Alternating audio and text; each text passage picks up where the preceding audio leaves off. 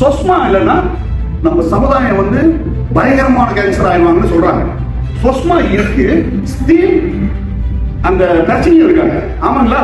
சொஸ்மா இருந்து அறவே பிரச்சனை இல்லைன்னா ஓகே, ஒரு கேன்சர் இல்ல, வட்டிக்கிறது இல்ல, இங்க வளர்க்கிறது இல்ல, எதுவுமே இல்லைன்னா ஓகே. பட் ஸ்டீல் இருக்கு, இன்னும் கூட தான் இருந்துட்டு இருக்கு. சொஸ்மா இருந்து டிகாபோசன் ரூபா இருந்தாலும் பணம் நடக்குதுதான். டிகாபோசிபிலான் பி இருந்தாலும் 1.5 பில்லியன் ட்ரக்ஸ் பிடிச்சிருக்காங்க நேற்று.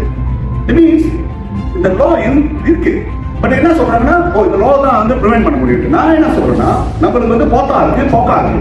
போக்கா டெரரிசம், போக்கா வந்து கிரைம் ஆல்ரெடி இருக்கு. 2 வருஷம் தான் பண்ணலாம் போக்கா கேள்வி அடிக்கல. ஏன் நீ அதை பயன்படுத்த மாட்டீங்க? இப்ப ட்ராக்ஸ் வந்தா எல்எல்பிக்கு இருக்கு, ஏன் நீங்க அதை பயன்படுத்தணும்? அதுக்கு நம்ம வந்து எதிர்ப்பு தெரிவிக்க 2 இயர்ஸ் வெரி கிளியரான சட்டம். இல்லைன்னா காலில் வந்து இதை போட்டு விட்டுருவாங்க அவங்கள.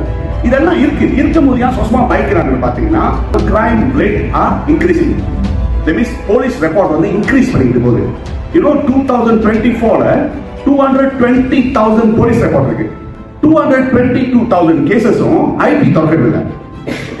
இன்னைக்கு வந்து போலீஸ் என்ன சொல்றாங்கன்னு பாத்தீங்கன்னா, கேள்வி என்ன சொல்றாங்க பாத்தீங்கன்னா, எவ்ரி போலீஸ் ரெக்கார்ட் நீங்க போலீஸ் ரெக்கார்ட் பண்ண போனா போலீஸ் கம்பல்சரியா எடுத்தாங்க உங்களோட ரெக்கார்ட். அது வந்து அவங்களோட கேள்வியா. பட் 220,000 போலீஸ் ரெக்கார்ட் இருக்கு, எல்லாத்துக்கும் ஐபி தொடர்றாங்களா? கேள்வி. கேஸ் இன்க்ரீஸ் பண்ற வச்சு கவர்மெண்ட் வந்து நீங்க வந்து கேஸ் இன்க்ரீஸ் பண்ணிச்சுன்னா அவங்க வந்து என்ன சரி அவங்க கேள்வி கேட்பாங்க, என்ன பண்ணிட்டு இருக்கீங்க உங்களோட ஏஜென்சிக்கு? ஸோ அதை குறைக்கிறதுக்காக சொஸ்மா பாய்க்கிறாங்க, போக்கா பாய்க்கிறாங்க, போட்டா பாய்க்கிறாங்க.